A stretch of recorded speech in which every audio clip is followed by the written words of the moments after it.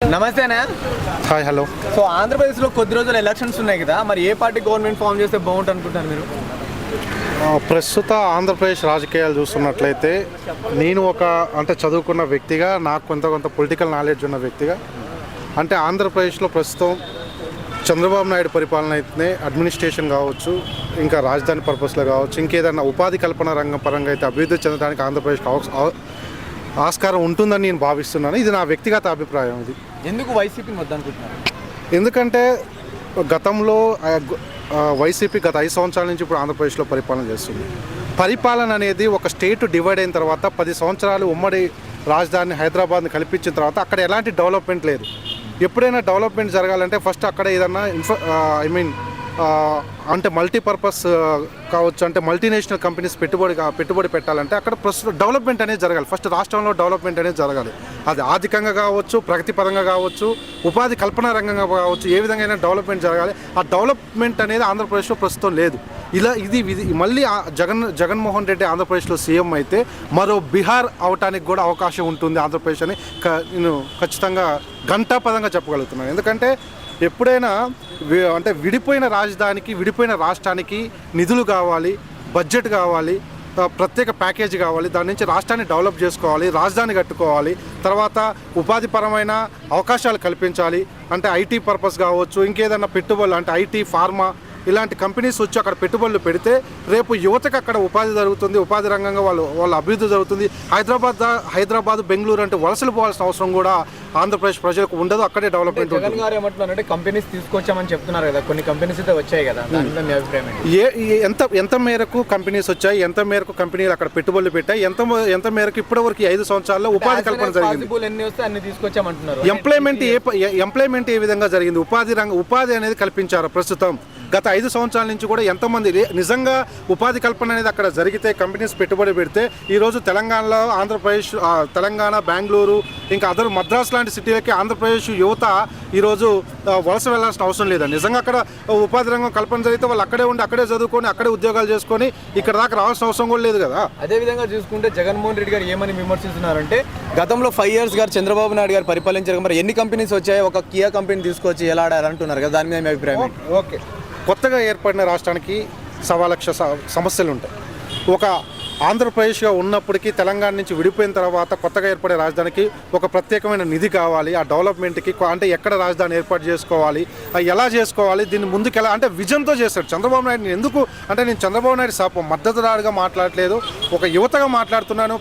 రాజకీయాలని చూసిన వ్యక్తిగా, అంటే నాకున్న పరిధి మేరకు నేను చూసిన వ్యక్తిగా మాట్లాడుతున్నాను. ఈరోజు హైటెక్ సిటీ 2001లోనూ 2002లో స్టార్ట్ అయినప్పుడు విజన్ చూశాడు ఆయన.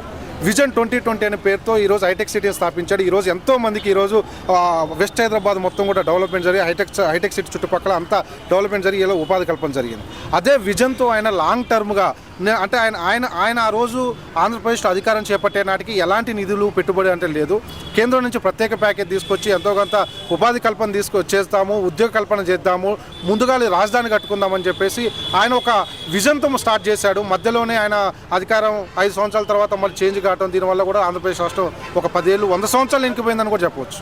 3 రాజధానులు అంటున్నారు. దానిపైన 3 రాజధానులు ఎవరు? జగన్మోహన్ రెడ్డి. 3 రాజధానులు అనేది నాకు ఏ విధంగా సాధ్యమండి? అడ్మినిస్ట్రేషన్ కావచ్చు, ఇప్పుడు శాసన, కార్యనిర్వహణ శాఖ అని 3 శాఖలు, న్యాయశాఖ అనేది నువ్వు ఈ పరిపాలనా పరంగా విభజన చేస్తే ఒక ఎంప్లాయీకి కావచ్చు, ఒక సామాన్యుడికి కావచ్చు, ఒక పరమైన సమస్య వచ్చినప్పుడు ఒక రాజధానికి పోవాలి, కర్నూలు వెళ్ళాలా, లేకపోతే విజయవాడ వెళ్ళాలా, వైజాగ్ వెళ్ళాలా? 3 రాజధానులు ఒక సామాన్య మానవుడు కానీ, ఒక ఉద్యోగి కానీ తిరగలే స్తోమత ఉంటుందా? ఇది సాధ్యపడే విషయమేనా? దానివల్ల డెవలప్మెంట్ అనేది జరుగుతుందా? 3 రాజధానుల వల్ల ఏ విధంగా జరుగుతుందని డెవలప్మెంట్? ఎవరి స్వలాభం కోసం ఈ 3 రాజధానుల అంశాన్ని లేవనెత్తింది?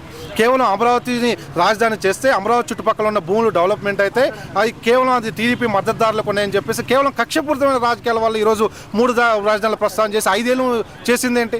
ఆంధ్రప్రదేశ్లో ఏ విధమైన అభివృద్ధి చేశారు 5 సంవత్సరాల నుంచి? ఒక ప్రాంతానికి అభివృద్ధి కాకుండా 3 ప్రాంతాలకు చేస్తామని జగన్ ఒకే ప్రాంతాన్ని రాజధానిగా చేసుకొని ఆంధ్రప్రదేశ్ మొత్తాన్ని కూడా డెవలప్మెంట్ చేసుకోవచ్చు అండి. ఆప్షన్ కూడా ఉంది కదా, మీరు అది వెళ్ళొచ్చు కదా.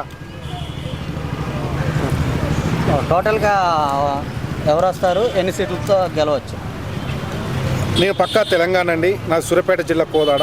ఆంధ్రప్రదేశ్ రాజకీయాల గురించి మేము అసలు మాట్లాడిన విషయం అవసరం లేదు, బట్ నాకున్న అవగాహన మేరకు, నాకున్న ఎనాలిసిస్ మేరకు నేను చెప్పడం జరిగింది. ఆంధ్రప్రదేశ్ నిజంగా ఆంధ్రప్రదేశ్ అభివృద్ధి చెందాలంటే అన్ని రంగాల్లో ముందుకెళ్లాలంటే ఆర్థిక సాంఘిక సంక్షేమ పరంగా ముందుకెళ్లాలంటే ఖచ్చితంగా ఒక విజన్ ఉన్న నాయకుడు, దూరదృష్టి ఉన్న నాయకుడు ఖచ్చితంగా కావాల్సిందే. నేను జగన్మోహన్ రెడ్డిలో దూరదృష్టి ఉందని నేను అనుకోవట్లేదు.